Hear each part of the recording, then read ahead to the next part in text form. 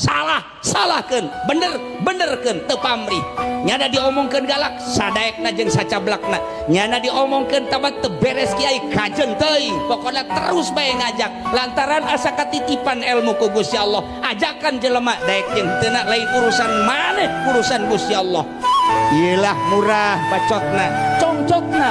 luar biasa hatena lantaran lain semata-mata nyarekan lain semata-mata nganasehatan anu galak tetapi nyana neuk mukakeun hate melalui ilmuna supaya wauheun ka Gusti Allah lantaran di pabrik bae mah teu wauh ka Gusti Allah lantaran di kantor bae mah jauh ka Gusti Allah lantaran di tempat-tempat tukos karya itu mah eueuh Allahan di hatena nah iyalah teu asa didelekeun ku Gusti Allah perlu